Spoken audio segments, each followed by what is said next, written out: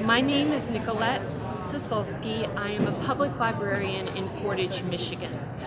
Today I'm going to be reading from Madeleine L'Engle's A Wrinkle in Time, which I picked because it was a favorite book of mine when I was young. It is a wonderful, magical book, and one that had an important anniversary recently. I can't imagine a world without this book.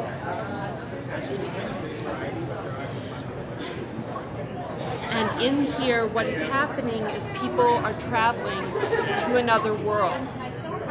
And here is where when they start to come in.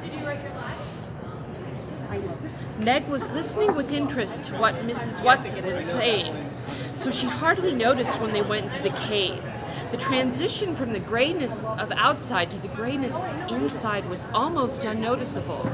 She saw a flickering light ahead of them, ahead and down, and it was toward this that they went.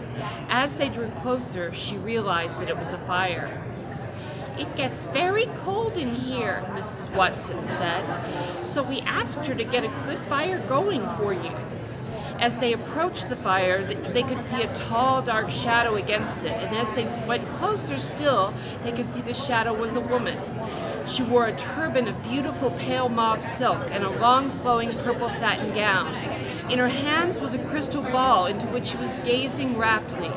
She did not appear to see the children, Mrs. Watson, Mrs. Who, and Mrs. Witch, but continued to stare into the crystal ball, and as she stared, she began to laugh, and she laughed and laughed and laughed at whatever she was seeing. Mrs. Witch's voice rang out clear and strong, echoing against the walls of the cavern, and the words fell with a sonorous clang. "We are here." The woman looked up from the ball, and when she saw them, she got up and curtsied deeply. Mrs. Watson and Mrs. Who dropped small curtsies in return, and the shimmer seemed to bow slightly. "Oh, medium, dear," Mrs. Watson said. "These are the children." "Charles Wallis Murray?" Charles bowed. "Margaret Murray?" Meg felt that if Mrs. Watson and Mrs. Who had curtsied, she ought to do also, so she did rather awkwardly. "And Calvin O'Cleef?" Calvin bobbed his head. "We want them to see their home planet," Mrs. Watson said. The medium lost the delighted smile she had worn till then. "Oh, why must you make me look at unpleasant things when there's so many delightful ones to see?"